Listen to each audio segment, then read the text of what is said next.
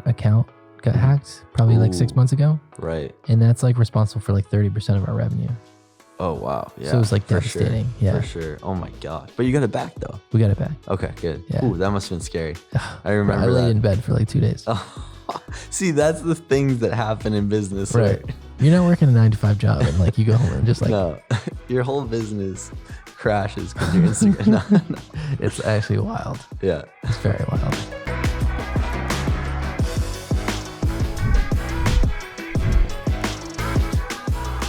All right. Welcome back to another episode of Moving the Mountain, a creative leadership podcast. I have my guest here, Ben Eaton, good friend as well, of Sojourner Media, which they just rebranded. Okay, it's on the hat. Yep. I can't pronounce it. And you also have a few other brands, correct? Now that we rebranded, everything's under Sojourner Media. So, So real estate, video and photo, and then wedding, video and photo, and commercial, all under Sojourner Media. I do have a travel page for my personal stuff, but that's just for fun. Really. Okay. Very cool. So before we get into all that, every episode we feature a new brand of water. He said that I should have more brand loyalty. Yep. Once someone starts paying me, I will have that loyalty. So it's random until then. So let's get into this. This is Spindrift. This is the lemon flavor. I love this Spindrift. Yeah. Yeah, it's good. It's good. Do you have a favorite water? I'm more of a LaCroix guy. LaCroix. Okay. Yeah. They're good. LaCroix's good. They're pretty solid. Yeah. All right. So why don't you kind of fill us in? It's been a while since I actually caught up with you. Why don't you kind of like fill us in like the business, what you guys are doing? And kind of, I think you're trying to scale, but I'd love to hear about what you guys are doing. Yeah, for sure. So yeah, it's been a crazy couple of years. I think we met last in like 2020. I think it was 2020, and your wife Meg had done some photos for us for our photo booth brand. Yep. She did some content creation. Right. Yep. So since then, we've Meg actually joined full time. That was probably, I'm not gonna lie, that was one of the best decisions I made. So now my wife's full time with me. It's us, and we kind of like label ourselves as a duo, as a husband and wife team, especially for weddings. We found that very helpful. But since 2020, we've kind of had to figure out like which direction we want to go.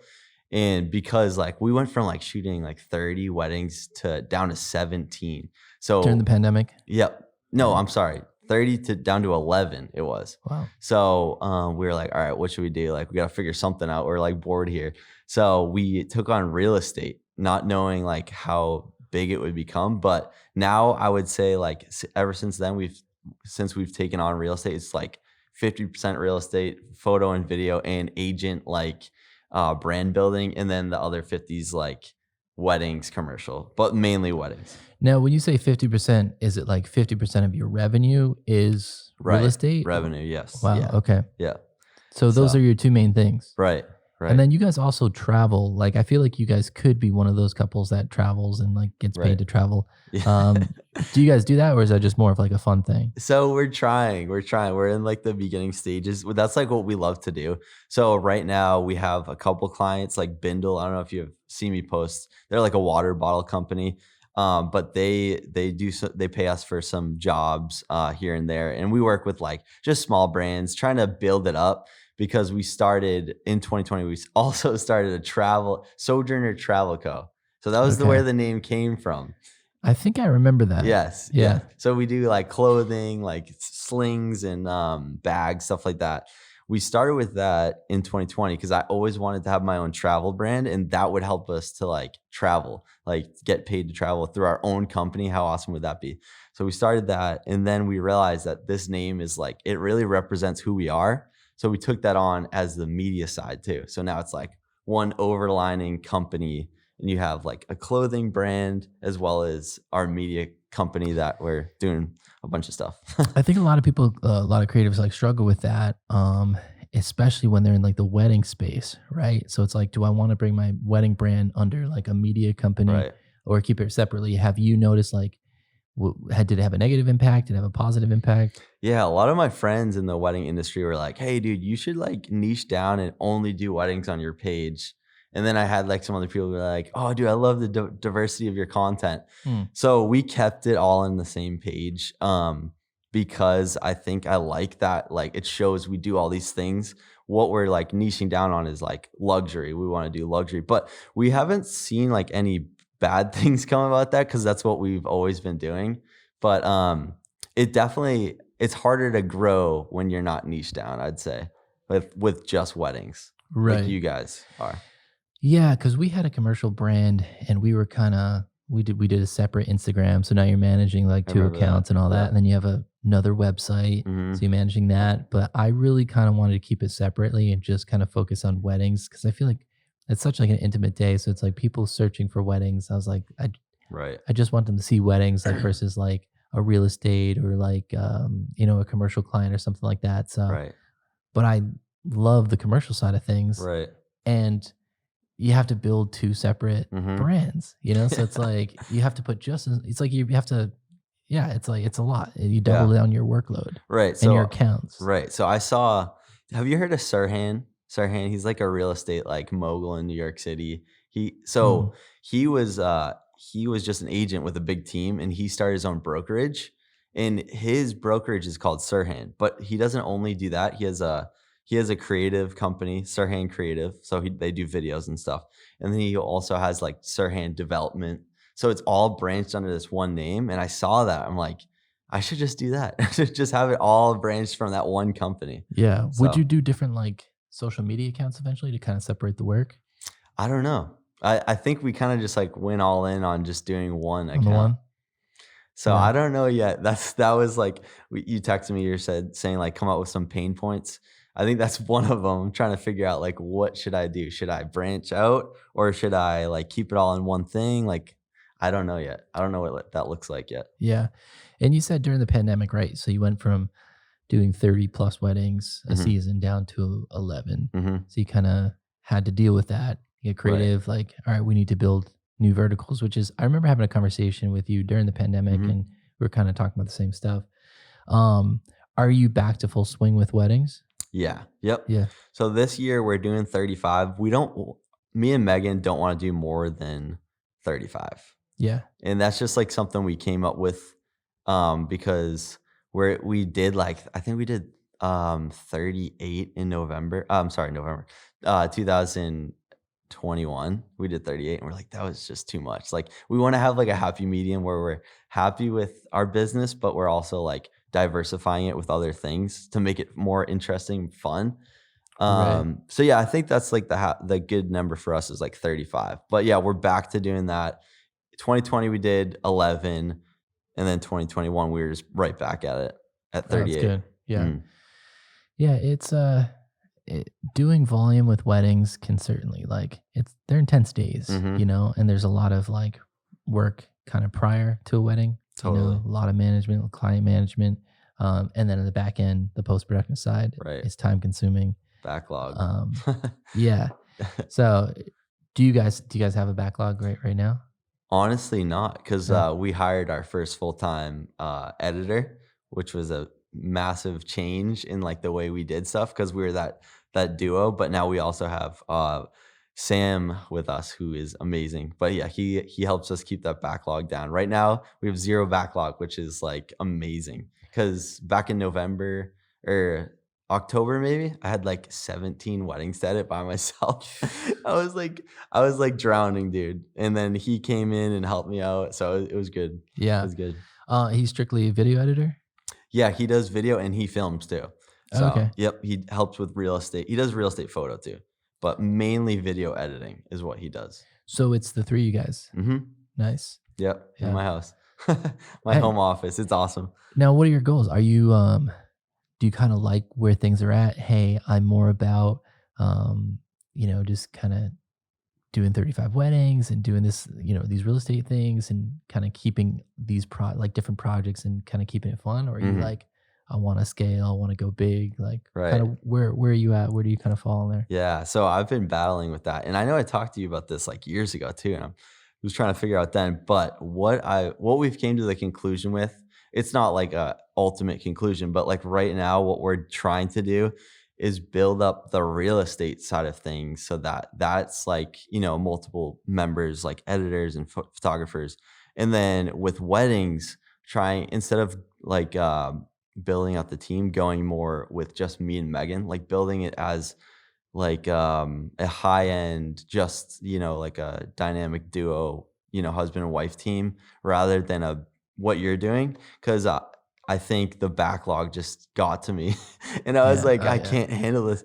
So I was like, It's I a think lot. we're trying to go more just like luxury weddings, me and Megan doing that, and if like there's a couple side ones, Sam will do them. But yeah, so like luxury ones for me and Meg, and then real estate business expand to like however many people.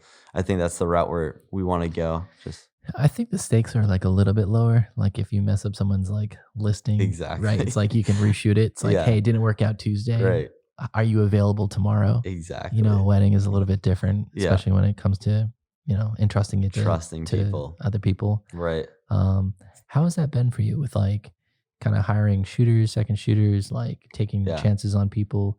Like right. what's your process Experience there?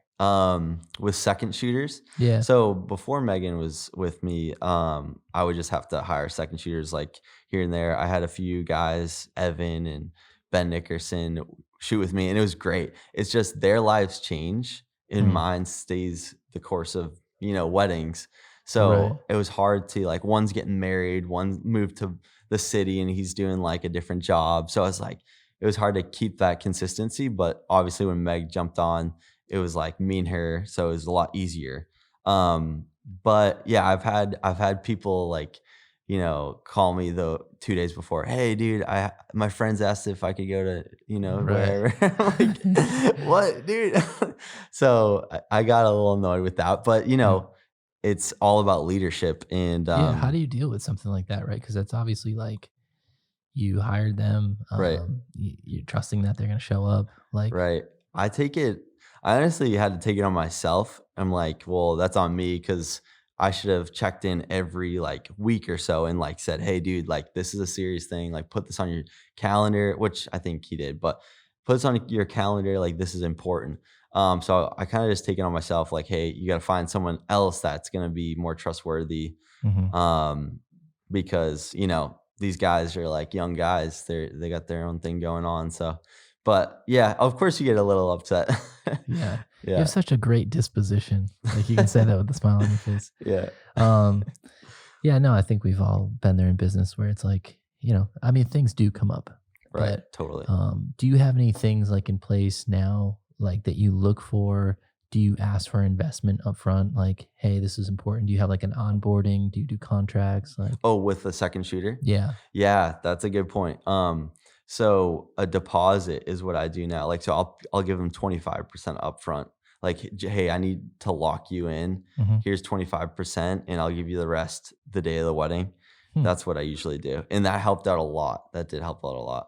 Okay. Hmm. I've never heard of that before. What do you usually do with people that aren't full time here at Move Mountains? So we always kind of vet people up front. We like definitely look for talented people, or we look for people who are like hungry for opportunity that are like willing to train. So if someone doesn't have experience, like we'll start them as an assistant. So I'm Hmm. always like trying to invest ahead. Right. Um, Totally. so it's like we want to be training up more and more people. So every wedding is an opportunity to do that. So the Mhm. people that are hungry will be like hiring as an assistant to just Right. come and shadow. And these are Got it. people that are like hungry. They don't have experience with like a camera and things like Right. that, right? So Hmm. they're very green. Um, That's smart. and now that's a little bit of like an upfront investment, but like you're investing into someone else Right. like off the bat, Totally. but you're also investing into the business. And Hmm. I feel like that builds some kind of like loyalty. Totally. Like, hey, this Totally. person gave me a chance. They took me on. They took me on their wing. Right. So that's something that we do all the time, and we have like a handful of people that we're doing that with. Hmm. Um, so much so that like it's kind of like, all right, who's getting what assistant gig? Hmm. And That's then awesome. yeah, and then we have second shooters that I mean we have some on staff, so they're like built in. Um, but we still need subcontractors, so we try to find people that are you know have a similar vibe to us. Right. If the work's not even 100%, it's like we have our way of shooting, so it's like we're still like if we're not sure about somebody, we'll have them shadow Hmm. and see how their work is. Totally. Um, if it's great, then we'll put them on as a second. But we Mhm. do have like that vetting kind of like our onboarding process. If they're like good off the rip, then it's just like we'll put them on. Right. But we still have like specific shots. It's like, hey, these are important to us. Everything else is a bonus. Right. So That's so cool. that's That's so kind of how cool. we do it. So you kind of start them from nothing. Like they could know nothing about a camera, and you'll take them in and have them be shadowed and stuff like that. Yeah, I almost prefer doing that because for a few different reasons, but I feel like there's more loyalty built in because Right. like you kind of give them the opportunity and you train them. Mm-hmm. Um, I think sometimes photographers like overvalue themselves Totally. as far as like they think they're worth more than they are, they think Mhm. they're better than they are. So it's like you're dealing with that, and it's harder to get Totally. them to fall into like what you're looking for in your Mhm. systems and your shots. So that can be like kind of challenging and frustrating. Totally. And you always feel like, well, I always feel like um, you could be offering someone like a very fair rate, and you still feel like, oh, this person's like undercutting me or Yeah. something. But it's just like you just started shooting. But I Right. think a lot of that is like the culture of like the industry Totally. where it's like everyone's just like, you need to charge like what you're worth, this and that. And like there's a mentality of like, well, hold on a second, like you don't know what a shutter is, Right. you know? Mhm. So I think people could need to like back up a little bit Yeah. and like um I mean when I started out, like people were saying the same thing to me, like you should be charging $3,000. I'm like, Right. I just started. I'm borrowing my friend's Yeah. camera. Like, Dude, oh my gosh. Yeah. I feel like when you're just starting, like you have like what I did is I literally took on every job possible. Cause like I feel like a lot of younger people nowadays, they're like only looking for like the cool jobs or like the top jobs. But when I started, I was like filming my, aunt's cat for a video that she was gonna pay me $25 for. Like I was filming everything just so I could get my name out there and like just constantly learn and learn and learn. So I think that's like that is key. You're so right.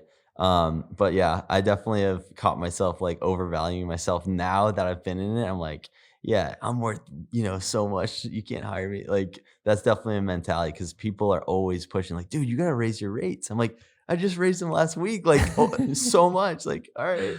they're like, yeah, you're too cheap. You're too Yeah. cheap. Oh yeah. For Um, years. yeah, that's how it is. Yeah, there was like a community that like I was a part of, and I think sometimes if you're honestly charging what like where you feel like you're what you're worth, Mhm. um, and it's lower than the people around you, like you become like competition Totally. because it's Totally. just like, all right, especially if you're good, like it's like, all right, well you're pretty good, and like you're charging half what I'm charging, so it's like Right. I think there's some kind of you know, That brings this up could hurt my business, like, if you're right. charging that, and it could hurt they feel like it could hurt the industry, Right. but Totally. I think you have to, like, self-assess and be like, "How do I feel about charging, like, that much?" And, Right. I mean Totally. That brings up a good topic. Like how do you deal with like people that come in like you know them personally and then they charge like half of what you charge and you're connected with them? um, trying to think if that's, like, happened. Yeah. There's one case that kinda like, they took, like, what we did, and it was, like, the same thing, and they were definitely charging less. Um, it was a Yeah, I don't think the quality was, like, exactly there, so it's just, like and we helped train that person too, so I don't know, for me, it's like there's plenty of work out there, Right. it's Yeah. like we can't shoot every wedding, Yep. like, we're shooting a Totally. lot of weddings, and we still can't shoot all the weddings, like, Hmm. you still have more than enough work, like, Right. that person has more than enough work, so it's not, like, a huge threat, I feel like there's plenty of work to Right. go That is around, so true. Yeah. um if anything, like everyone I talk to, they're always like booked and like turning people away. So So true. yeah, Yeah. There is plenty of work out there. And I think that the whole competition mindset is like something that I had to get myself through yeah, cuz like, I in Plymouth, I'm like one of the only dudes doing it. So like when other people would start doing it, I'm like, "Oh, wait, should I be on edge?" But that's such an awful way to think and I had to get myself out of that yeah. for sure. One thing, like me myself, I'm definitely like competitive, but like I was never like threatened too much by that, but I am like very protective. So it's You like I'm have to, yeah. protective of like if of my investments, you Right. know? So it's like if I invest in someone or if I invest in something or, even investing in the company, like I am very protective Right. Right. about that, you know? So it's like we have certain like standards and like protocols and, Right. things that we value, like we want to hold close to us. Mm-hmm. But in the same regard, like to an extent, like I'm an open book, like, Mm-hmm. if people come to me and like help, like ask, I had my friend Oksana like help me or ask to help about like CRM stuff. And Mm-hmm. it's like, you know, like I'm good about that stuff, but there Right. are like company things I'm just like, yeah, I don't want to tell you. Yeah, no, and you're running, a big business. Like there's like 10 people out there. It's like that's a lot going on. So you definitely have to be protective too. So, Well, that's the thing because like you got to be protective like for the whole, mhm. where it's like, hey, there's like a lot of people's like livelihoods on the line. Mhm. So I have to be like careful about that, Right. you know? Gets more Um, tricky as you right. grow, for sure. Yeah. But I was like protective, like up front, probably more than I needed to be. Yeah, live and learn, right? Yeah. Like, yeah, you're learning, in real time. I So know, I know, seriously. yeah. Yeah. Did I just I told you, I don't know if I mentioned this to you, but, we just had a big thing come up for the first time, and it was a legal thing. So we had one of our Mm, clients take us to court. dang. Yeah, I don't have you ever been to This is court? getting real. Yeah. It was oh, man, have you ever been to court over, like, a Over client? yeah. I don't know if I can disclose Oh, this yeah, hey, information. yeah. No. We did have one person try to sue us. Okay, Yeah. okay. But, yeah, like, I had It's to gonna happen. it's gonna Like, happen. you can't please all the people all the time, Yeah. you know? Yep. You try to be fair, like but yeah, tell me about it. Sorry. Yeah, so it was of course, it was during COVID. Mm, I think I had a lot of communication with you because no one knew what to do with these different situations with, like, rebooking. right. So this one, Yeah, you're learning in real time. Like, that's yes, like, right, hey, we're, like, rolling with it. right. So one of my clients, I had rescheduled multiple times, and then I didn't hear from them for a year. So I'm like, "Hey, I can totally do your wedding because they asked me to do their wedding, and, um I was like, "Here's my new pricing. It's been 2 years." So and they did not like that. So, we had to go to court over it, and, like, it was just, like, such a learning experience because, um, 1, I've never been to court, and, like, that this stuff happens to everybody that's in business for over, 5 years or so. So, I had what ended up happening was that we, split it 50-50 with him because what I realized Is that is what you came up with in court, or did you yeah, kinda settle well, outside? before court, right before court, the judge will ask if you wanna, like, meet in the hallway and talk it out, hash it out before you go take it to trial. Mhm. So, he's like, "Hey, do you wanna do it 50-50?" And me and Meg were talking, I was like, "You know what, that probably would be best," because 1, they have, like, connections with my circle, and then 2, you don't want a bad review. So we had to like humble ourselves and be like, okay, we're just gonna like take this one for the team. And it was definitely a learning experience. And like it showed me that you really gotta like track all your information with the business and like in every encounter pretty much Yeah. because stuff happens. Well, I think having, like, a tight contract up Right. front, right? And every time you go through an experience like that and, like, not even that, it doesn't have to be that extreme, like, it could be, "Oh, we don't really have clarity around our turnaround times," or, "We don't have clarity around, like, if someone wants revisions, can they ask you f they didn't email you for a year, and then like, Right. "Actually, hey, we just watched our video, can we change this?" You know? So Right. just outlining, like, Mm-hmm. what your process and, like, your Right. protocols are, everything like that is, like, helpful in that regard. Totally. But, yeah, I think with those like, you serve a lot of clients, right? And that Mm-hmm. was one client Mm-hmm. that was that upset that was willing to take you to court, and in my experience, like, sometimes it's like yeah, you might have been that might have been in your contract that like, hey, if our rates go up, like you could Was. pay the new rate, right? And I feel like that's fair because the cost of you see it this year with like inflation, right? Things Yeah. change, right? You can't get a photographer for $200 anymore, Right. you know? Right. Like now you have to pay $400. So it's like things change, Right. right? Your costs change to do business. So that's fair. But like, what was the price change? Was it like $300 to $500? Like, is it worth your time? Like the time and stress and energy that you're going to put into like going to court, Right. like Right. talking over, like, yeah, you're fighting it on principle because it's like, hey, this is what we agreed to. So Yeah. you're right in doing that. But then at the same time, it's just like, what is that costing you Right. to like It fight wasn't that? worth it. Yeah. It It was wasn't. not worth it. I'm the Yeah. type of person that's like I see myself as like a creative visionary, and I'm so bad with those little details. So like you were saying, like just being tight on, what you put in your contract and like what's said will help for the stuff coming after. Right. So taking on Meg was a huge help with that because she's more of like a project manager. So, but that's something I always dealt with. Do you tend to be that type of person, like a creative, spontaneous person? Yeah, I was. You were, I was at one time. I like that. It's tough. It's really tough being a creative. And then kind of like you have to like learn all these new, skills to be Right. a business owner. Totally. Totally. Right now I'm like dealing with data management, so it's like IT Oh, stuff. it's And the it's like things that worst. like you would never like choose to learn. Right. You Right. know? Like some things I might like adapt and be like, yeah, it's like it's not my thing, but like I kind of enjoy it. Right. But then there are things that are just like I don't want to learn about this. Yeah. Oh my IT stuff. Oh, it's Yeah. the worst, bro. Worst. But I do like business development and building. That's one thing I did find myself liking. But like the small stuff, like emails and IT stuff, like that's the stuff I hate. I can't stand it. So Meg takes care of all that stuff. Not the IT stuff. I still do that. Oh, right, But she right. does. She handles like emails, even some text messages,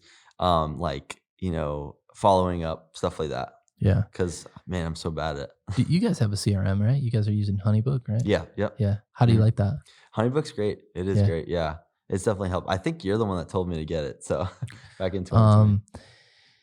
I definitely pitched a CRM. Maybe not We were Honeybook. in Dubsado, but Okay. Honeybook was one that we were looking at. Okay. I think it might be a better one. Is it? Yeah. We're not sponsored by Dubsado. There's no sponsors yet. Wow. But there okay. will be Not even the in sparkling water. 2022. So I want to talk about the future, but are there any like pain points that like you're currently experiencing? Kind of like, yeah, some things in the past, but like, is there one like currently that's just like, this is Yeah. a challenge that we're facing? Maybe a goal Right. and a challenge? Yeah, no, I think I mentioned a little bit of it, but also we just took on our first full-time hire other than Megan. She's now a co-owner, so she's not even a hire. So, but we took Sam on full-time starting January. So that was like we were trying to navigate, figure out how to do it. It was also new to us. But right now, like January, February, we were like unlimited amount of work. And then for some reason, April, I think because the weather, we had to like cancel so many shoots because of the rain. So we were trying to like figure out like what we can do to maintain make Sam Keep him busy. yeah, keep him busy and make sure Is he full of like, is he a salary employee, hourly employee? he's hourly full time. So Okay. it's like going from 0 to 100. So there's an expectation of like, hey, I need at least 40 hours worth of work. Exactly. to do. Exactly. So, like today, he's practicing shooting his house for a real estate video so that he can get better at it. But no, it's been we've been having a constant flow of work. It's just so different because now instead of just doing work for myself, it's like now I need to provide work for a whole nother person. Right. So when you were first starting, it was probably the same way, but just like getting used to that, and we love it so much more because our backlog is completely gone. Right. And it's like I've never had that feeling. It's like a great feeling. So it's like just like a new problem. Like, okay, now we got to make sure we have a constant flow of work. Because when it was myself and I had no backlog, I'm like, let's go hang on the Cape for a week. But now it puts me to work and like makes me hustle harder because now I got to bring in more work when there is none. Right. So. Yeah, they say what's the saying? Hire slow, fire fast. Mm-hmm. And I feel like that's like really true. But yeah, I noticed this like with my like in the beginning, we always started with subcontractors, kind of see how like they panned out.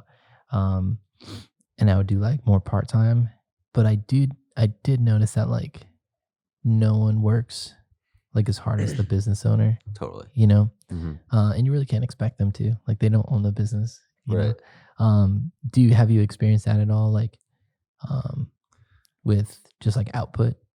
Oh, what, like with ownership, like pouring in as much work as myself? Yeah, and some people are like faster too, you know? So it's like I'm always impressed by like speed and like Right. efficiency where it's just like, wow, I can't believe like you edited that like Yeah. that fast, you know? Oh, I know. But some people are like also like very slow, Right. right? So it's just like, oh my god, this is costing me so much. We're over Like, budget. wait, I'm paying how much for this video? No. So I mean, with subcontractors, I've experienced that, but like I hire someone for like a graphics job back in the day when I did that stuff, and it would take way too long. I'm like, I'm losing money on this project. But honestly, with Mm. our new employee, like he's been crushing it. He's super fast, and the work, he I What's didn't his tell name you this. again? Sam, he's the man. Shout out to Shout out to Sam. Sam. He'll probably watch this. He passed the test. Yeah. So he hit me up in June, and he was like, "Hey, I just graduated high school. I want to do exactly what you're doing." I'm like, "You want to do exactly what I'm doing?" He's like, "Yeah." And I'm like, "Okay, maybe we can like, if you want to like come to my house once a week, you can like learn from me, and we'll see where this takes us." And then he did it the whole summer, and then in September, he's like, "Hey, I want to work for you." So I'm like, "All right, well, let's put you on part time." So he worked part time. I think it was like 10 hours a week. And then he lasted from September to December. And I'm like, all right, we got to put this guy in full time. So that's what happened. Yeah, But he's been killing it. that's awesome. Yeah, when you can find someone that's dedicated, you know what I mean? Right. Like they came and like just shadowed you for that long. Mm-hmm. They accepted part-time work and then they moved into full-time. Like that's I got lucky for yeah. sure. And you Yeah. need that. Like I feel like you need a little bit of luck in the beginning where it's Right. just like someone that's just like super dedicated, come Mhm. alongside. Yeah. Totally. Yeah. And it makes it easier because, we've developed a friendship. Mhm. And I know that I can count on him rather than a new person coming on. I'm sure it must be completely different. Like someone you don't know at all, just hopping in and like having to Yeah. kind of train them personality wise and work wise. That'd be a lot of work for sure. That brings up a good point. How is it like being a friend and a boss? He's a humble guy, so it's pretty easy. I feel like I'm super chill and like I always like feel bad for other people, so like it's hard sometimes to say like, "Hey, dude, this was awful." No, I haven't had to say that yet, but I'm still learning. But I feel like I'm pretty straight up, but I say it in a nice way. So he hasn't had any issues with it because I think he's just a humble dude. But I could probably see someone else having an issue with it if like. So have you ever like taken like a personality test? Like Yeah, I did the Enneagram. yeah, I Yeah. forget the wording, All right, but have you taken the Enneagram test? I think so. What is it? What's your I'm a 4. okay? What are you? I forget. But I see you being like a 7 maybe. 7 or 8 or I forget. I But don't know if you're an 8. an 8's like 8, the challenger. the challenger. Yeah. So what is 4? 4 is That's what you said you are, right? yeah, 4 is like the hopeless romantic or something. Like no, I forget what I forget what it is. But it's something like that. Yeah. It's like the artsy kind of Oh, okay. yeah. Wow. Okay. Should we look it up? Yeah, let's look it up. I got Number it on my 4. phone. I think I'm either a 7 or 8 if I can remember. But 7's the enthusiast. So it's like loves a good time, hanging out with people. What's the title of the 4? the individualist. The individualist. Yeah, yeah. Yeah, so you're sensitive. All right, just stop. Oh yeah, I won't read the rest. No, go for it. Oh, you I'm want sure me? it's Okay. equally like embarrassing. Sensitive, introspective type, expressive, dramatic, self-absorbed, and temperamental. Temperamental, yeah. It's accurate. So anyways, my point. I heard like I don't know if it was that specific test, but it's like if you're this type, make sure you hire this type. And I feel like if I hired someone who is also like the type of person that like loves to build and like has a vision and like wants to chase it, like it would be really hard. So, but like I knew I would have to hire someone who's willing to work with me and to build what I'm trying to Yeah. build here. So What test was that? I don't know. I forget. It was numbers. It wasn't. Numbers? Is that the 16 personality? Maybe Maybe. I'm sorry. I don't know. But this would anyways, be like like very helpful for I our know. viewers. Oh man, I'll look it up. I'll send you the link Yeah, send after. us the link and maybe we can put it in there. Yeah. But anyways, my point would be like make sure you hire someone that works well with you and your personality. Because if you hire someone that has a similar personality, you can butt heads and it could be awful. Yeah. So What do you feel like has been maybe not the number one contributor to success, but like what is one of the contributors to like your success with your company? that's a good question. I think why I've seen success is because I'm willing to work like anytime. Like I'm not just gonna work when it's a cool thing or if it's good, but if it's going bad, I'm gonna figure out a new way to work and I'm gonna figure out a new way to do it. And um I think also just like seeing the business as like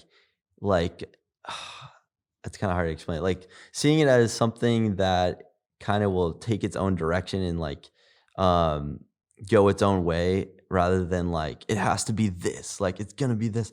I've been able Mm. to just like develop it as it goes on. So it's um like I'm up for any opportunity. I think that's why I've seen success in the ways I've seen it because I never would have been a wedding videographer if someone didn't say, "Hey, can you shoot my cousin's wedding?" And I would never be in real estate if someone said, if COVID didn't hit and if someone didn't ask me to do like this crappy listing. But I was willing to take that and like do the best I could with it. So I think just like taking opportunities and doing your best with it is why I've seen growth. I know that was kind of all over the place, but Yeah, to your first point where you're just like, I'm willing to work. Do you feel like you put in a lot of hours? Do you just kind of work yeah. all hours of the day? So a lot of people ask me if it's like way better to be an entrepreneur. And I say, like, it's so awesome that you can choose your own hours, but you're working like 60, 80-hour weeks a lot of the time. And then some weeks you get to take off.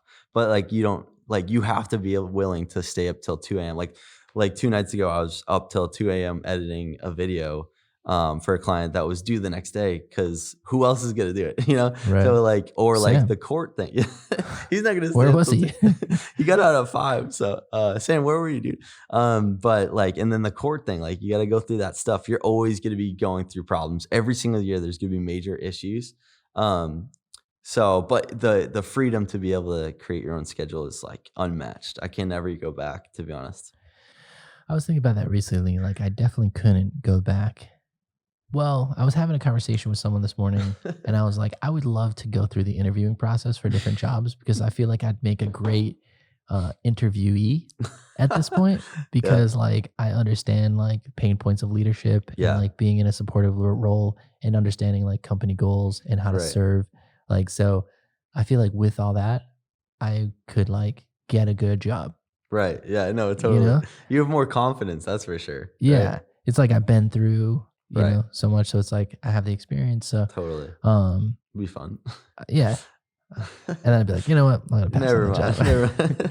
But yeah, I don't think I could Yeah. go back. I think I would approach it differently. Where Mhm. before I would go into a job because I needed a job, Mhm. or like the title was like vaguely something, video director for a travel company. Right. Okay, that sounds like pretty cool, but you know nothing about the company. It's like you're investing your time, so you're essentially like investing your life Oh, totally. into a Totally. job. And like a lot of people nowadays just like kind of hop from job to job.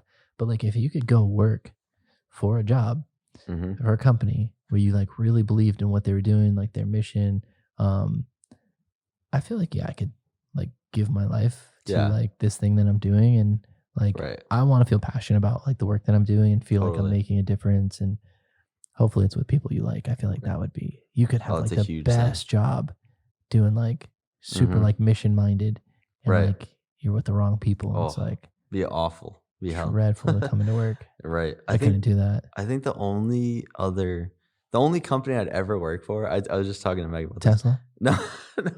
I've actually heard bad things about working for Tesla. I hear I'm it's not gonna intense. really? But it has to be Yeah, yeah. because it's like they're literally changing the world in so Yeah. many like aspects. So it's Right. like There's a lot going on. But I'd probably only work for the church if that came up. If I was able to like retire off of the wealth I've built, I'd probably work for the church full time. That's probably it though. I couldn't work for anybody else. You currently work there, right? No, nope. Okay. So it's been But you were. I was in 2019. So it's been a while. I was there part-time. Yep. So it went from being a church intern in landscaping with my brother. So That's right. think of Yeah, I that for a remember second. that. I'm a triplet. I don't know if you know that. A triplet? I'm a triplet. Yes. You didn't know that, Sean? Yeah. I did not know that you were a triplet. So once Have I met them? Probably not. But you guys aren't identical. No, we look like cousins. Yeah, no, I've seen your brothers. Yeah. Okay. Yeah. So Caleb's a youth pastor. So that's the landscaper. He has a very successful landscape company. So I was working with Seth part-time and then working at the church part-time. My dad's a pastor. So I was under my dad and my two brothers. Right. It was a weird feeling. Did you come out last? No, I came out first, dude. What the heck? So I was like, dude, God, you got anything for me? Like, what's going on? So, and then this took off. So I was like, it like built my confidence like crazy. But yeah, that was a unique experience, like working under my brothers. Yeah. But why was I saying that? Oh, to go because to work at the church. I work at the church. Yeah, for sure. Yeah. What do you feel like it is about the church that, you'd want to work there full time? The mission and like purpose. That's like where I find my greatest fulfillment is doing things for the kingdom. So, and that's actually been an interesting thing for me because when I went to ALC, Awakening Leadership Center, are they still doing that school? I don't know. Okay. Well, I went there and I was like, I want to work for the church full time. That's what I want to do. And so I got out, I worked at the church and it was very fulfilling, but I wasn't able to like financially support myself. So I had to branch off, do my own work. But what was that? What was it saying? But yeah, that's where I find the most fulfillment because that's what is like the most fulfilling thing to my heart is like doing things for the kingdom. Right now I wouldn't be able to do that full time, of course. So, I was going to say a point though. I forget. Well, I feel like the church definitely, you learn how to serve, and I feel like, because I used to, when I first kind of went to the church, I like got into ministry and I don't know. Yeah. I would grind out. Yeah. I loved it. Yeah. Right. Yeah. So that'd be cool. What I was going to say was I haven't had the time to pour into a lot of the things that I would do for the church. So it's been like an interesting season, like trying to figure out like, okay, how can I get back to doing some of those things again? Because it's been so crazy for me building this business. So it's like you don't have a lot of other time. So there's like some short films I want to create, but I'm like, when am I gonna have time to do that? Yeah. That's a good point. How do you? Because I was an artist before I started the business, like a musician. And so the business really takes up a lot of my time. Yeah. And if you let it, it's taken up a lot of my social life too. Luckily, I work with people that I like, so I get like a social aspect to my life. Exactly. But other than that, it's like, and we're also in weddings, so it's like that's a social aspect. But it can. I know. So what do you do for hobbies? What have you been doing? I don't have hobbies. You don't have hobbies. This is my hobby of the podcast. And that's the crazy thing. Like you have a hobby, and then you integrate like it into work somehow. Yeah, right. But there's been a couple of things like the podcast has been like, all right, we're doing this for like fun. And then there was another. The photo booth. Yeah, we bought the photo booth because I was like, that could be fun. It wasn't. So are you still doing it? Yeah. Okay. Yeah. That's a cool little side thing to add on to wedding packages for sure. My goodness. Do you want to buy one? Yeah, I'll buy. No, I don't know if like I said, like me and Megan are just like solely. Another thing was we do some photo, but we're like really just honing in on video, like luxury video for a wedding. That's it. Like that's what I want to do. If I can get 35 of those, then I'm good. Like I don't want to do, for some reason, I don't like photo that much. I like doing video and I like doing fun weddings. So if we can get to that place, if we're doing 35 of those a year, or maybe even 30, like that would be mint. Yeah. Mint. What's the price point that like you want to get to? I've seen a lot of people that I follow and listen to and like try to interact with. They're doing like $10,000 weddings just for video. Wow. And like I think I've built a lot of confidence in myself over the years, like going from shooting a $500 wedding to what we are now. Hmm. And it's like, oh, what the, if I can do this, I could do what they're doing. So I think like getting up to that range would be pretty epic. It's a lot more pressure, but Yeah. you can do less weddings. So that's what I'd like to do. Like the 10,000 range would be nice. So you're trying to get to that 10K. Can I ask where you're at now? Yeah, we're at our lowest is 38 and it goes Mhm. up to 55, I think. Which is crazy because I didn't think that was possible. I actually took the Craft 5K course from Forestry Films. And I remember like buying it in 2018 and I was like, this is a cool idea. I don't know if I'll ever get there, but that'd be cool, like Craft 5K. And now we're What like, is that? I've never heard of that. it's do you know David, I forget his last name, from Forestry Films. You should Forestry films. It look him sounds up. familiar. Yeah, he's a guy out in Cali killing it. But he had a course that was like for wedding filmers, and it was called Craft 5K to get you to that 5K price point. Yeah. And at that time, it was like probably like $1,200. So the fact that I got there, I was like, oh, that's really cool. What do you feel like were the defining factors with being able to charge 5K? Mm, that's a good question. Honestly, a big one is time. So just being in the industry for 5 years is what I've been and just staying there because a lot of people will do it for a couple of years and hop out, do something different. But if you're in it for 5 years or more, that's when you're knowledgeable about everything. You know your camera so well. You know the flow of the wedding day. You Mhm. can help the groom with his boutonniere and you can do all this stuff and you're just a higher quality videographer than someone that just started because you know weddings so well. Like I've done over 100 weddings myself and I have like, way more knowledge than someone just starting out. So I think that number one, and that helps you build confidence. If you've done so many weddings, like you can be like, hey, I can charge more for this because I'm an expert at this point. So confidence, time, and of course the product.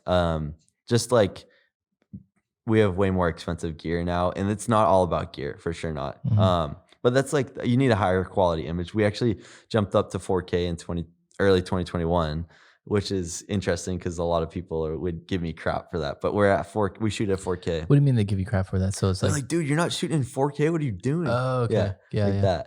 Yeah, we were still shooting 1080. I think during 2020. Really. Yeah. And then you moved up to 4K 2021. Yeah, because we moved to Sony. Yep. So just like having the right equipment, because like you said, you like start with like your aunt's camera and some crappy lens. I actually started with my first wedding rig was Nikon D32 with a nifty 50 manual focus lens and a shoulder rig. Yeah, it was brutal. Like Yeah. we used to film on the Mark III, Uh-huh. total manually focused. Mhm. Like, we'd be on like a gimbal too, like the Ronin. Remember the Ronin Oh, you had to like yeah. carry and you had to have like a stand to like Dude, put it people still down? use that too. I don't get it. Oh, it was brutal. Um Yeah, but that I think that those are the main things like confidence, time, and just a higher quality product. mhm. Of course, like the editing has to be there. So, but like there's so many people that are better than me at editing, but like I can still charge that because people are willing to pay for it. Yeah. And I know we discussed like raising your rates too, but like for the people watching, like if you do weddings, like if you do raise your rates, you're probably not going to see much of an effect on. That is so true because I've always been so hesitant to like raise our rates, right? Mhm. So we were like, I feel like I won't say we're always undercharging, but we've always been competitive, Mhm. Right. And every time we've raised our rates, it's just like, all right, Yeah, like let's here we see. go, like Yeah. we're raising our rates, All right. Yeah. and it's like usually in $500 increments, so it's Right. like nothing crazy, but it's like, all right, we need to track all our data. If there's a drop off in Right. bookings, like I'm not eating this week, like Yeah. Totally. um, Totally. but every time we've raised it, and the most telling part was like this past season, we raised rates, Mhm. and then we were still booking a lot, Mhm. and then I'm not sure how many times we raised them, but we raised them a second time because it's just like, hey, we have to stop people from booking. So we're just going to raise the rates. I shouldn't be saying this. I know I've said some things. I'm like, yeah, we're going to have to like scrub through this. But we raised the rates just to stop people from booking because we were taking on too much work. Right. And then they like keep booking. Right. And I was like, what the heck? Yeah, seriously. Some people book just because your rates are high. Like, have you noticed like your most expensive client is always the one that like you send them the pricing and they're like, all right, let me sign it right now. I'm like, what? Yeah. Like, really? I think it's like, it's perceived value. So, if you are going to a store and you're trying to buy something, especially for like something like a wedding, right? You want the best. Right. It's like, all right, it's an investment. But if you see something that's like kind of cheap, right, or like low price tag, and then something that's more expensive, you automatically assume that like the more expensive thing is the better thing. So it's like, oh well, of course I'm gonna. Why is that one $1,000 cheaper? They must not be as good. Exactly. Yeah. I feel like that happens with men at grocery stores a lot of the time. My wife always makes fun of me. I'm like, oh, well, that one's more expensive. I'll just grab that. It's got to be the better yogurt. Yeah, right. Like they're doing something. The branding's different. on point. You know what I mean?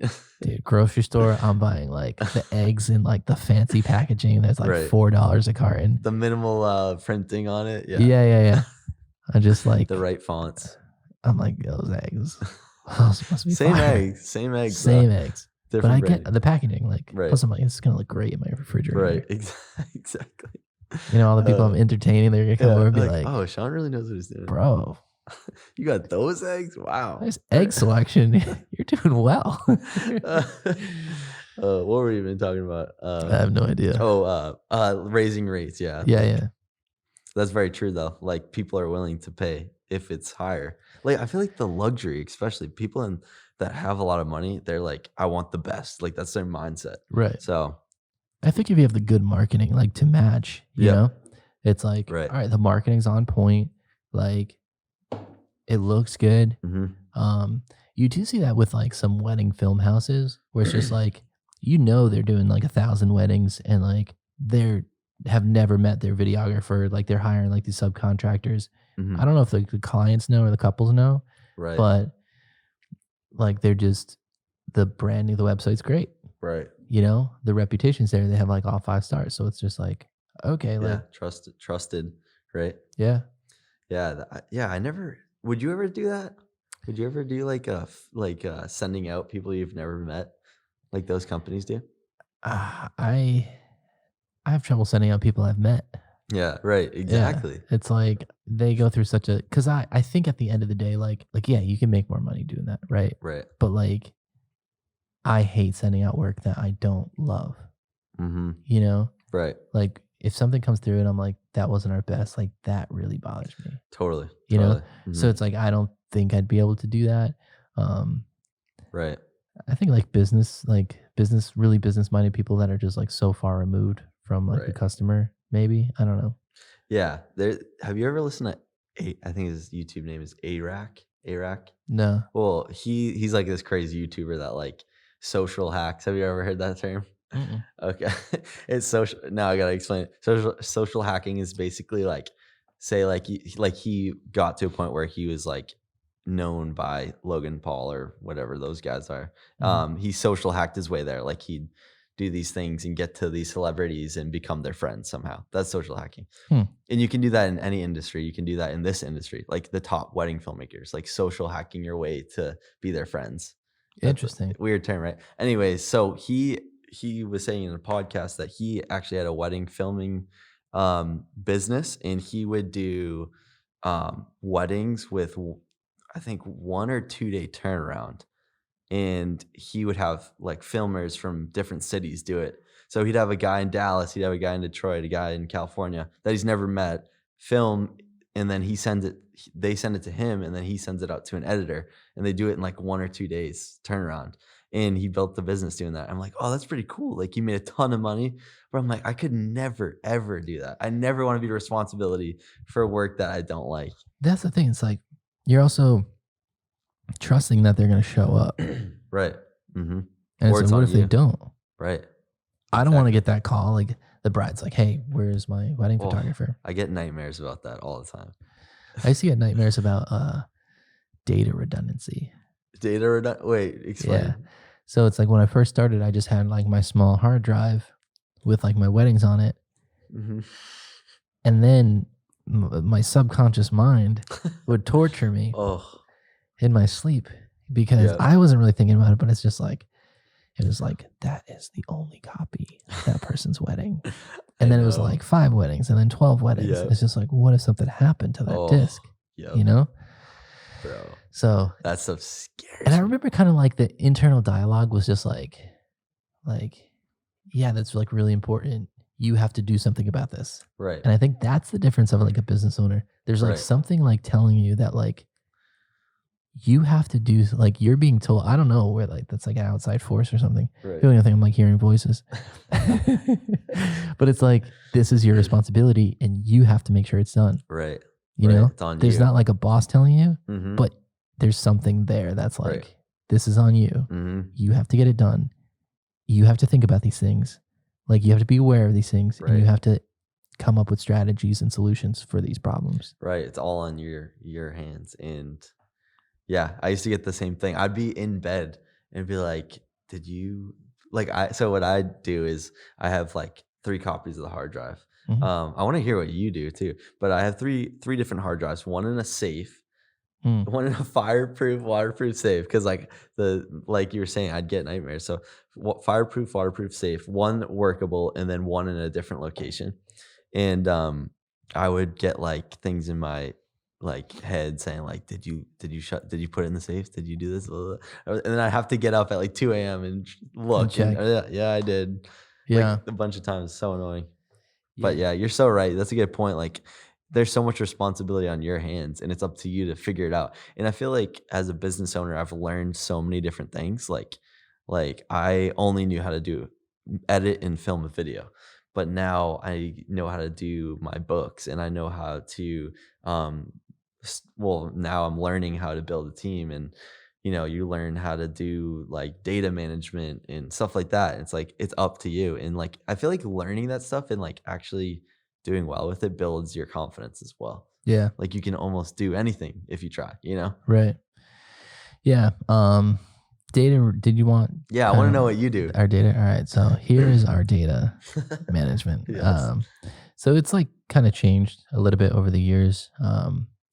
We went to a NAS system. Do you know what NAS is? Mm-hmm. Network Attached Storage. So we went to that. We had like a ton of problems out of the gate. Like what a nightmare that was. Really? Yeah.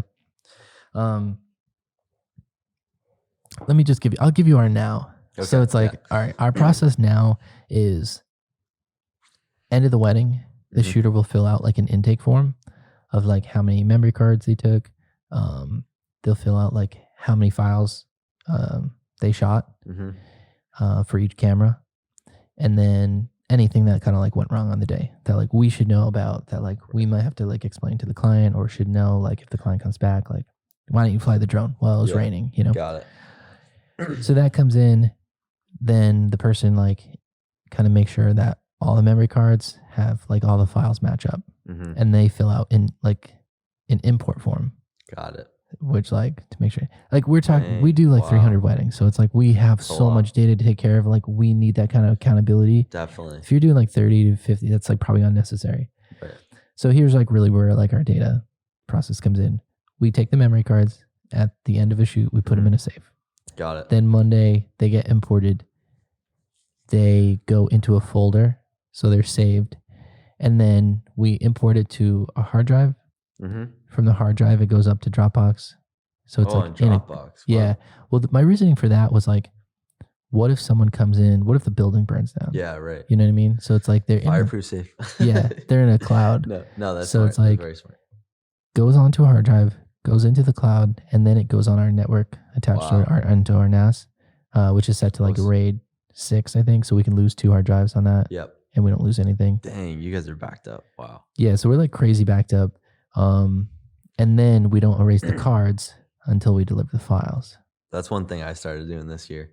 which was I saw like a TikTok on it or some wedding filmer was doing that. They'd like put it in a folder, the SD cards, as well as back it up. And I'm like, so I started doing that. It's like makes me feel so much better. But that's amazing. That's so Yeah. crazy. Because if you miss one of those SD cards, like that's like a whole Right. film. Well, we kind of like, because we're doing volume, we kind of like, we need multiple checkpoints. Yeah. So it's like, all right, we need the shooter to be like, all right, I took this many shots, right? Yeah.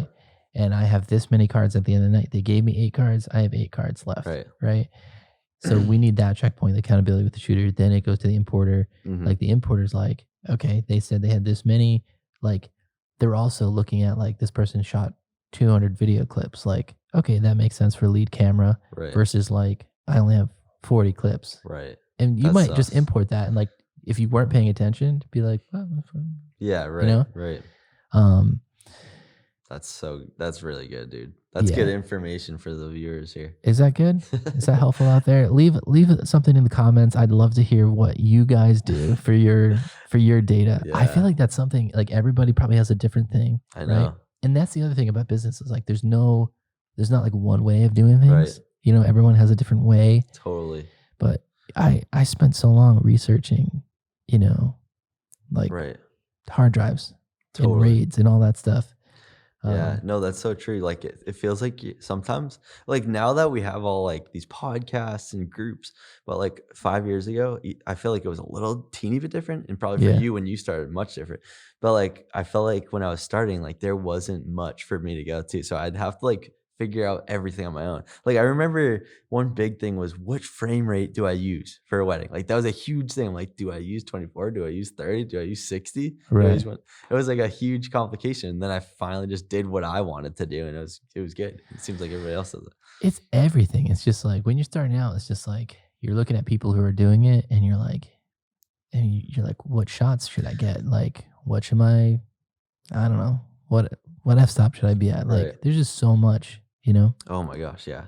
So I mean, it's so good to have like the internet now and be able to just like ask someone. Like you can DM the best wedding filmer out there, and they might respond. Honestly, we did, and he became our mentor. Oh really? Yeah. Oh, I think you told me about this. Yeah. Yes. Yep.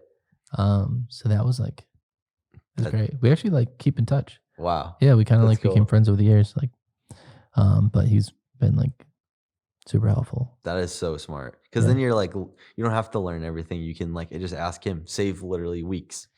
I would always like be careful. Yeah. Like, I don't want to be like too annoying, you know? Mm-hmm. But if you're paying him, did you guys pay him? Well, we paid him for the initial class. Okay. Yeah. And he was willing to help you after that for free. Yeah. That's awesome. Yeah. That's really cool. Yeah, he's been great. Do you guys have a business coach now? No, I actually just talked to some consultants, right? And they had a very interesting approach, right? So they're like, what are your pain points, this and that? And kind of went through them. Like, you know, we're growing. We definitely have pain points. And they're like, if someone could solve, right? And it was a longer call, but like, they're like, if someone could solve all of your problems, they're like, what would that be worth to you? Wow, that's one way to get you. That's snaky, man. Yeah. I was like, just give me your price. Yeah. I wouldn't do that to you. You know? No, yeah. Yeah.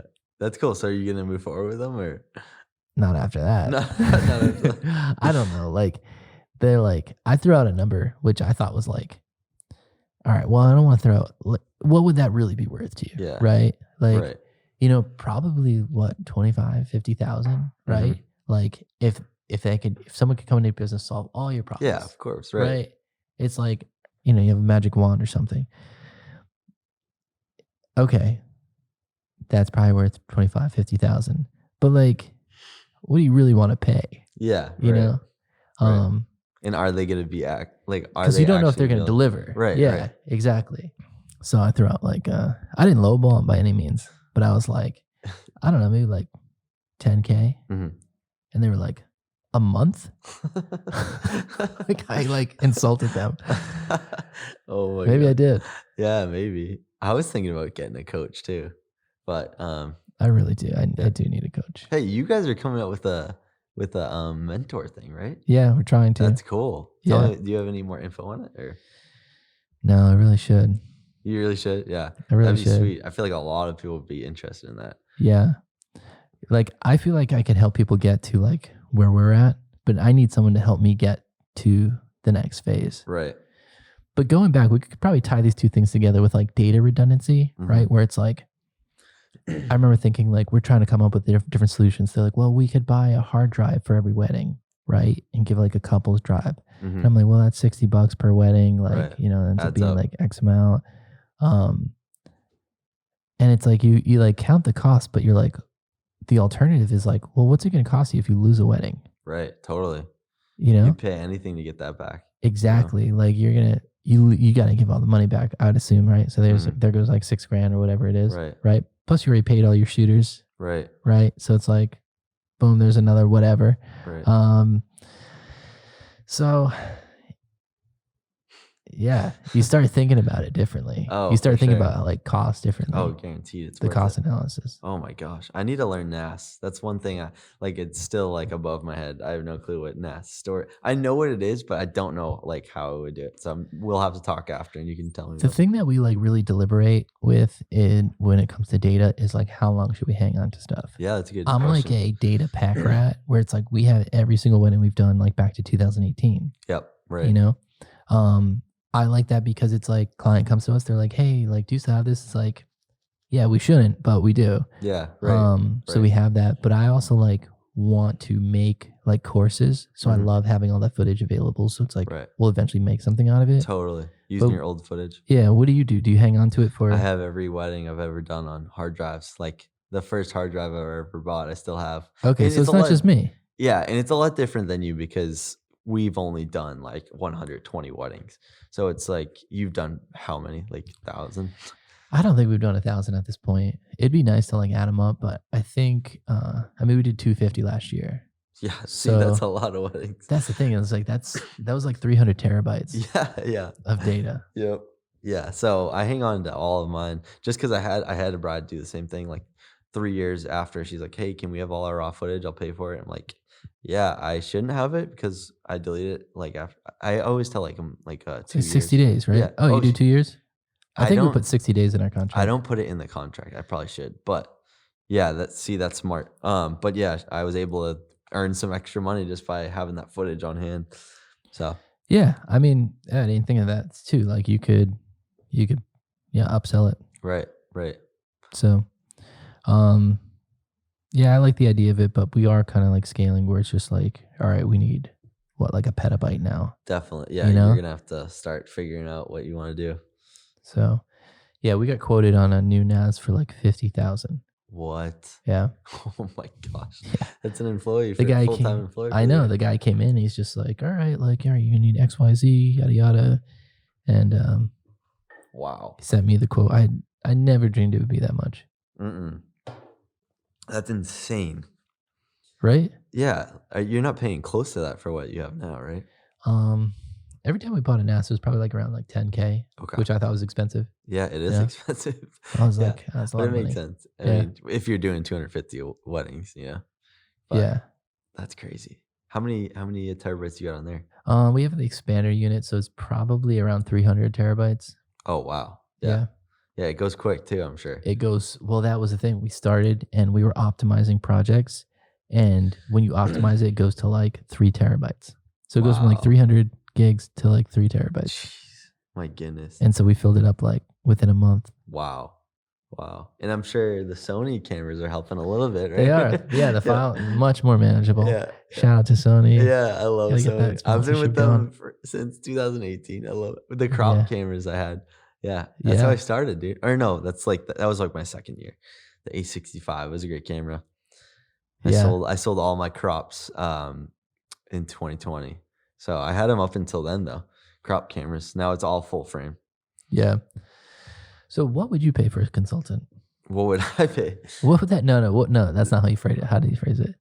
Yeah. If someone could, if someone could solve all your pain points, right? Help you get to your goals faster and more painlessly. Right.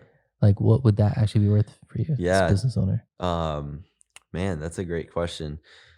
The way you gotta think of it is like they're gonna save you a lot of time and a lot of potential hurt too. Right. So what would I pay right now? I feel like I had a lot of pain points last year, like that I was able to get through. Right now, I would probably pay like um monthly. I like to think of it monthly better than yearly because that sounds like a lot. But I'd probably pay like I like with real estate. I almost took on a coach for 600 a month, Hmm. so something like that. I probably wouldn't pay any more than that. That's pretty high right now for me. Like that's like almost like hiring someone for the week every month. But yeah, probably like $600 a month I'd pay Yeah. if they could really just get rid of all my problems and help me build. Like if I had a coach that was like, hey, I want to get to this point. Can you get me there in like a year or two? Then I would pay a lot for sure. I'd probably pay like Right. It's like, hey, I want to be a 7-figure business right, within exactly. the next 24 months. Can you get me there? Right. See, that would be like if they could like say, you know what, I can get you there. Then I'd be like, okay, I'll pay you. I'll pay what I have to pay. Like if what do you think's average for a coach? Like $1,000 a month? I have no idea, but I feel like if you had a coach that was willing to get you to that point, like, yes, it matters what they do and how they're coaching you, but I feel like it also is like dependent on the business owner too. Where Oh, it's totally. like to like implement and You like, have to, right? execute and follow through and So all that. they couldn't guarantee it, but they could say if you put in the work, I could get Right. If you put in the work and do X, Y, Z, mm-hmm. Right, together, yeah, we could get there. right, yeah. Um, No, I think it'd be worth it for like even like I wish back in the day I did that. I wish I had a coach because I would have saved probably like 2 years. Because like I'm seeing a lot of guys right now that just get into it and they're already like full time in 1 year. They went from like quitting their job to full time, like doing great. hmm, It's like dang, I wish it because I was part time for 3 4 years. No, 3 years. I was part time, so I yeah. probably could have got full time like within the end of my first year if I did it right. That's true. I did have like some mentors in the beginning that were like very encouraging. Like Kim Lin was like always encouraging me. Because I didn't know if I didn't, yeah, maybe I didn't know if I could like do it on my own. Mm-hmm. It's like, how do you get your own client? Right. Right. Yeah. And then how do you get more clients? Right. I didn't know how to get one. So when did you start? 2016. Oh wow, that wasn't long ago. No, that wasn't that Oh long my ago. gosh, I did not know that. So you've only been around for like 6 years. Yeah. Geesh, that's hey, round of applause. That's Oh, thank you, amazing. thank you. 6 years. That's so cool. Yeah. And did you have like past experience? No, not really. No. I With worked for a few business? other companies. With business, no, not at all. None. I worked for a few other companies that like I was able to like kind of like learn video and photo, but Right. Not yeah, business aspects. which is like, yeah, it's a hard, like, I mean, I didn't even know how to make a spreadsheet. Right. I remember I had all my weddings like written on a whiteboard, and I was like, I should really like digitize that. Yeah. So like just in case someone like erases that. Yeah. And I did, and I like made it all organized, like with Right. their phone numbers and Mhm. stuff. Yep. I like showed my mom. I was like, "Wow, check it out!" I like made this spreadsheet. Yeah. She's like, "Oh, that's amazing." She like raved about it, spreadsheet. That's so cool. You know what I did? So my brother got married the year I started. So I just wrote everything on like paper, like my phone notes or something. Mm. And it was so unorganized. And his photographer sent him a questionnaire and I just took his and just used that and put my logo on it. Dude, he saw me use it like 2 years later at a wedding. I'm like, oh, here's like their information. And I'm like, oh, wait, that's his questionnaire. Did he say anything? No, he looked at me funny though. He never said anything. So you though. noticed, yeah, Felt like an idiot, but hey, you gotta do what you gotta do. yeah. I mean, you see a good system, like it's like, oh, that works. you Right, know? right. Yeah, you don't have to reinvent the wheel. Exactly. Yeah, exactly. Learning from others, and that's why this podcast is good. Yeah, From true. learning from you. I mean, that's the goal of it. Is like it should be like encouraging, where it's Yeah. like, okay, this person can do it. Like I should be able to do it, and then informative, how to do it. But then also like I like discussing pain points because it's Yeah. like I feel like every business owner has like pain points that Right. they're have gone through, which are like full of advice, but then like currently facing Yeah, that's great. That's yeah. awesome way to look at it. I should have started with that. Yeah, yeah. That should be Doing like the intro. That's great, dude. Did we hit figuring it out. Yeah, I think we did hit pretty much all of that though, Yeah. right? Yeah. Yeah. Yeah. But I'd say like the biggest pain point right now is figuring out what direction I want to go. I feel like I'm so indecisive about like which area, like what. So for me personally, as an artist, just like you, like you'd probably understand this. Like I want to do great things. That's like a huge thing that's always running through my mind. It's like I want to do big things, and like a lot of the time I'm like this really peeves me is when I'm like doing a wedding that was the same as the one weddings I would do in like 2018. I'm like, dude, I want to like get to the next level. So that was like, or like with different jobs, like, oh, I feel like that's like what I did when I first started. I want to like level up.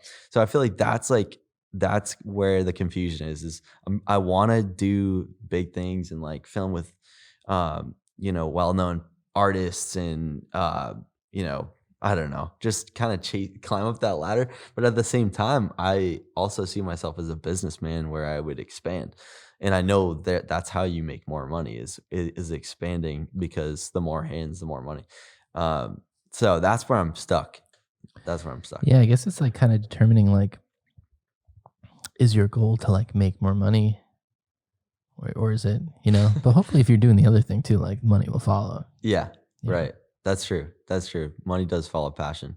Yeah. So, but yeah, that's where I'm trying to figure out. So we have actually like been exploring office spaces kind of like this, because I don't tell anyone this, but I might as well just say it. We're trying to build a Sojourner studio / cafe. This is like years like maybe a year or two in the future. But it would be like a area where like people can come get coffee. They can go on, rent a computer space.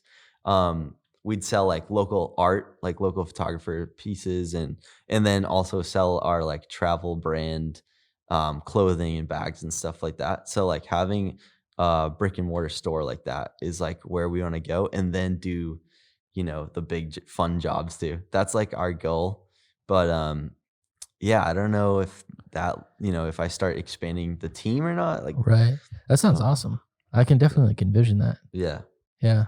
That's where we want to go. I don't tell much people that. And also another piece would Now be, you went from telling nobody to like, I know, now everybody knows. 5 years. It's all right. That it might be better for everybody to know about it. But and then renting out. You ever seen the travel vans? The travel vans? Like a Mercedes Sprinter that you go camping. Yeah. So me and Megan rent those all the time, and we love it. Like it's our favorite thing. So we're thinking about purchasing one and then renting it out on like Outdoorsy or like Airbnb, and having that be another business. So like I have all these business ideas. I'm like, which avenue do I take? Yeah. So it's tricky. Go ahead. Yeah, no, those are both good. I mean, you could do all of them. Yeah, right. Right. I'd be so spread thin though. That's the thing. Yeah. It's like, I'm the same way. I have all these ideas and I'm just like, maybe I should. It's like, yeah, you don't have time. Yeah, right. You can't do everything. Yeah. Do you have any other business ideas you want to share? Ideas. Yeah, we want to get into the consulting arena. Nice. And we want to move into like making digital courses. So it's like kind of how we did it, like our shot list, how to approach wedding day, all that stuff. Right. We want to do courses. So that's what we're working on now, but we have such a backlog that can't do it. Yeah. Right. So you got to do the backlog before you hit those. Yeah, exactly. You ever film something that you love and you're like, I just want to edit this before my massive backlog over here. I'm just going to edit this one real quick. Sometimes like, I feel like you got to go where the energy is. Yeah. So it's that's like, true. Like if you're just like super pumped, because you'll be able to go through that way faster. Right. And get it done. And have more fun. And I feel like it re-energizes you, and then kind of go back to the work. That's a good point. Yeah. Because I did a couple weddings this year, which I was like just so hyped to edit, but I waited until I finished the backlog. But it energized me like crazy. It's like, wow, I love weddings again. Right. Versus like you let that energy die and like you just go to your work, and then by the time you get to that film, it's like not there. Cooked. Yeah. Wow. So it's a good point. I'll keep that in mind. Yeah. Wow. But we should probably wrap. Yeah. We usually kind of keep it to an hour. I think we might be at an hour 20. Oh dang! Wow. Time flies when you're having fun. Huh? I know it. Goes quick. Yeah, we talked about a lot. Covered a lot of ground. Yeah, we did. It's good. Awesome. Well, thank you for being on.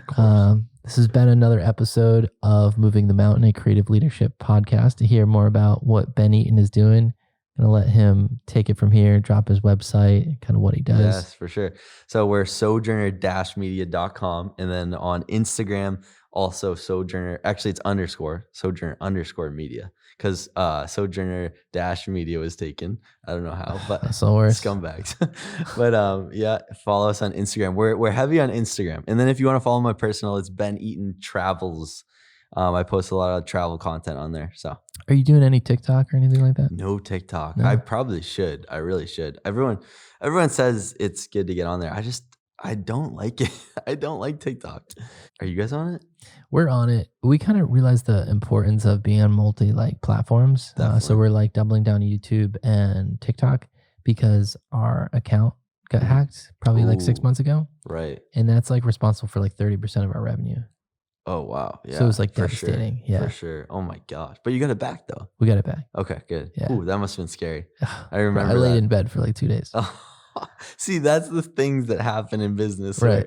You're not working a 9-to-5 job and you go home and just no, your whole business crashes because your Instagram. No. It's actually wild. Yeah. It's very wild. Yeah, but Instagram Sojourner_media. Follow us on there, and that's pretty much it. Awesome. All right. Thanks again. All right. Appreciate Thanks, it. Sean. Appreciate it. Good stuff, dude. That was an hour 20. That was an hour 20. My goodness, dude.